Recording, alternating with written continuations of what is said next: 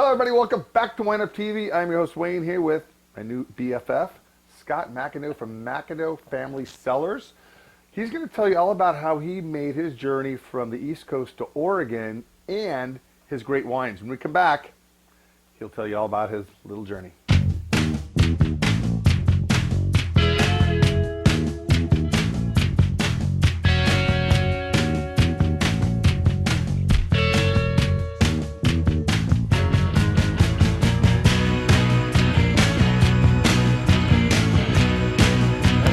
Hey everybody, it is Monday.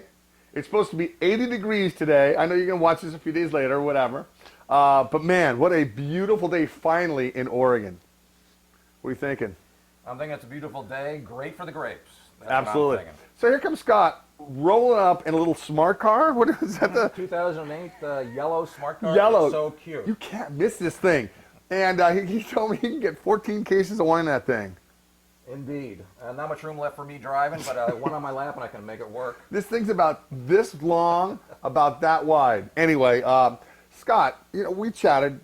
The neat thing with the Willamette Valley and the people involved in the winemaking up here is how many people you get to meet along your way, your journey, and how you ended up here in the shop. And I've met you, I think it was at the Farm to Fork. They had an event upstairs. I think that's when I first tasted your wines. I don't recall, but you're now pouring, or at least you have been pouring your white wine at Anam Cara, and you guys have all become friends. Byron Dooley at Seven of Hearts. You knew him from Napa, taking classes down there. Tell us a little bit about your journey. We go from the East Coast to the West Coast. Yeah, I started off in Pennsylvania, corporate finance, got tired of that pretty quick. Wanted to get into business for myself, went to a business broker, looked at a few different businesses, ended up in printing, had two different print shops there. I can see the similarity. Kind of wrapped it up Yeah, then. right. 2000, I headed to Napa. That's really where my interest exploded for wine. But what was your passion? I mean, before just moving to Napa, did you have a passion for wine on the East Coast? I mean, did you start drinking a bit of wine? I did. Nope. All right. I did. I mean, I enjoyed it. We had it with meals with the family, but it was more interesting, but certainly not a passion at that point. Fair enough. When I got to California and in Napa, went in Rome. Sure. Kind of how that unfolded. So I started taking some classes there, including up at the Culinary Institute, is where it kind of started. It's going with Karen McNeil, Masters of Wine. That was great. Then a bunch of classes at Napa Valley College, including most of the drinking classes, Wines of the World. I love drinking classes. You can't get enough of them. You show up to drink. I mean, I'd hate to miss a drinking class. They had 5 of them. You don't skip those classes. It was at the conclusion of the 5th one that I got serious about it. Okay. And I started to take enology, viticulture, soils, pest management, and so on. I got a degree there, continued to work in a few other wineries down in Napa Valley, including Laird and Maryvale. Finished up working at Napa Valley College as an instructional assistant. Very cool. That's been a good journey. And now you're sitting here next to me in Portland, Oregon. What the hell happened Close there? to the pinnacle now. Yeah, right? Absolutely. Yep. I came up here. Both my daughters went to Reed College. So I sort of followed them up here. Daughters must be smart. They are. Because they don't admit people like me to Reed College. There's no way I can get into Reed. It was a great move for both of them. Good. I've been prouder. One's still here in the area. She's a kindergarten teacher up at Vancouver. The other one's back down the Bay Area. Miss her, but we see each other pretty often. There we go. At least you're on the West Coast. Indeed. It's not too far away. Yep. And I've got 2 kids. My kids are getting older too, man. They're only 14 and 16, but it must be interesting having kids. You move over here with them, and they leave, and then I can't leave. That's sort of the winery. Yeah. All right, so your first vintage was perhaps the most difficult economy, but the greatest vintage ever in Oregon. 2008. Yeah. My good fortune. Yeah, you're good fortune. And you have no vineyards, but you have really good relationships with a couple of vineyards that you buy your fruit from. Yep, I source my fruit from a couple different places. A Dover vineyard for the Malone. Malone. Hill. All right, let's talk about Malone just for a second. Sure. Total acreage planted in Oregon is less than 10, isn't it? I would say so, yeah. I can only think of 1, 2, 3 vineyards that have it. There may be more, but I'm aware of 3. Yeah, I'm surprised not many other people have planted that grape. Because I know Ken Wright first is the one that worked with it. And there's a few others, DuPont. Yes, they make a very nice one, I must say. Yeah, they do make a nice one. And then I happen to have yours, which I thought was stellar as well. But you're not seeing it that often in Oregon, which makes it a little bit more rare. And it's kind of like a wine geek's wine. It is. You know, it's one of those things you have to hunt down. You know, not everybody's making. You know, you make no Pinot Gris. Correct. You know, so you're doing with the Malone, which I think is great. All right, so purchase fruit. You got the Malone. Your Pinot Noir. That actually came from Byron Dooley, a good friend of mine, Seven of Hearts Yep. Winery, Luminous Hills Vineyard.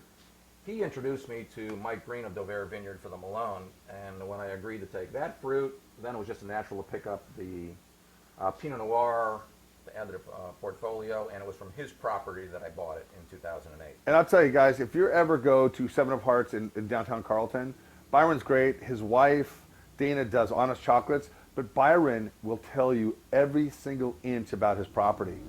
The certain levels, the certain soils. I mean, he gets into it like there's no other. So it's pretty cool on that end. So you know exactly everything you're buying when you get it from Byron. In detail. In detail. Yeah. I've certainly walked through his vineyard quite a few times and know it, certainly not as well as he does. But Sure. it's a beautiful property. It makes beautiful fruit.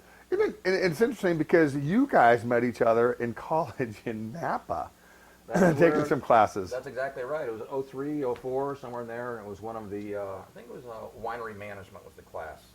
And we were in the same group where we had to design a winery, and that's how I got to know him pretty well.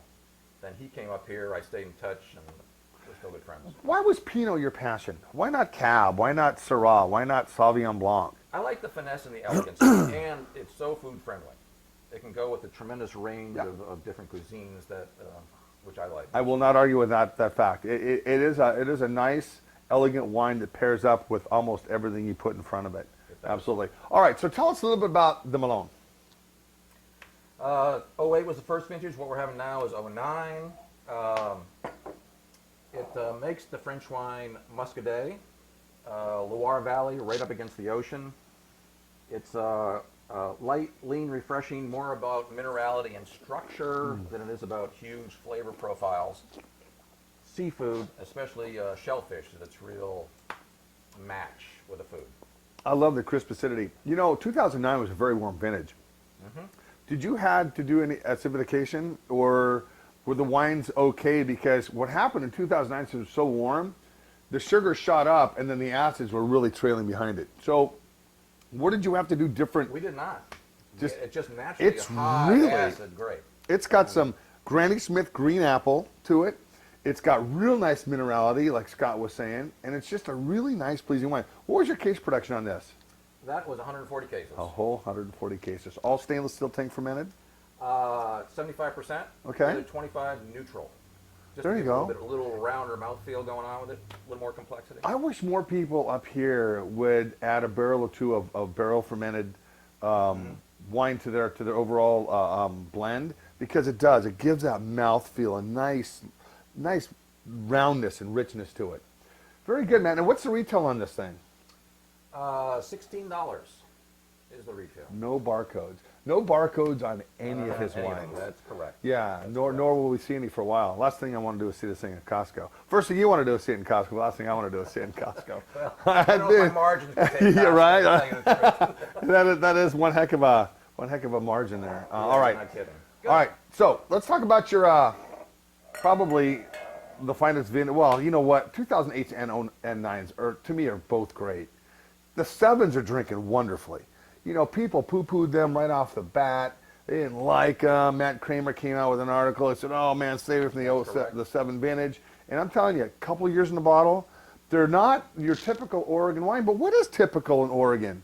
06 was hot. 07 was rainy. 08 was perfect. 09 was hot. 2010 was bird-driven, so you get about half the crop. And then 2011, last year, people were pulling fruit in November 24th. That's the truth. What the hell? Yeah, atypical is typical up Yeah. there. Is kind of what's going on there. And you just, for me, a lot of times I'll be looking at the forecast in late October and November. Oh, geez, how's it looking in 10 days? Rain, cold. You kind of say, well, this is pretty much the end. We better pick it now. Yeah, absolutely. But then you go into the winery and do what magic you can do to it. And I think that's what makes Pinot Noir so fragile, just so elegant. It's not Napa Valley Cabernet. It's not Central Coast California Cabernet or Southern Oregon fruit. Every vintage is going to have its challenges. And the thing is, with the 2008s, they kind of hit a little closed area. You know, Pinot Noir kind of ages like this, whereas Cab is pretty steady, chugs along, peaks, and kind of goes down. I think you hold on to your 8s, drink your 9s, then revisit the 8s. I don't know, you know. No, that's exactly right. That's the case. '08, like I say, just a wonderful year. Lucky me that was the first year for us, and this is still improving, really. You know, I am not a fan about laying wine down. Oregon Pinot, that is. I like to drink them when they're younger than older, but this 8's got so many guts. It has acid, it's got fruit, it's got tannins. It really is. This is like the epitome of Oregon Pinot right here. Yeah, I agree. It's just yummy. It's whizzalicious. And I think that's just like that, huh? Good, yeah. Anyway, well, I got the nails going. I might as well I go. could use it, but you already got it, it looks like. I got it.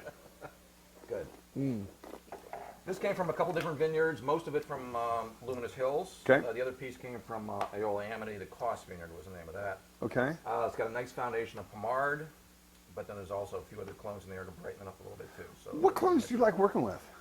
Pomard is for the base notes, but Okay. then 115, 667. All right. Those are the three that I've worked the most with, frankly. You know, there's so many clones of Pinot out there, and you know what goes best. You know, some people swear on 777. Some people love the Wadensveld clone or the Pomard clone. They'll like 667.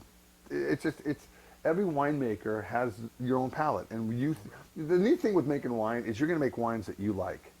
Whether other people choose to like them is up to them. That's true. But you have to make a wine that you really enjoy drinking. You know, because that's where you have that passion. And for example, this one right here, how many cases there? 395 cases of the '08. How much? Correct. What do you have left? About half, I think. Okay. About half. All right. Yeah. And on the retail on that? There's 24. God. 24. You know, people come in and they always ask me, why is Pinot Noir expensive? Well, there's some great wines out there for $35 to $55. Then there's a great wine out there for under $25 from a fantastic vintage like 2008. You'd be borderline crazy not to buy that by the case. At least 6 bottles at a time. You know, drink one every Thanksgiving with dinner. It goes great with turkey. And then when you think they're peaking, just go ahead and finish them up in the next couple months. That's what I tell my people. You know, my wine classes I do here a couple times a week. And they always ask me, you know, when should I drink a wine? Well, buy a wine by the case, and then start drinking one on the same time every year. Right. Then when you think it peaks, then drink it up. Have a good time doing it. Those comments were pretty similar to what the Wine Spectator said on that one. I got an 89, which I was thrilled with. But they basically said, what a great value for 24 bucks. Yeah. You know? As a matter of fact, if they revisited this wine today, I bet they give it a higher score.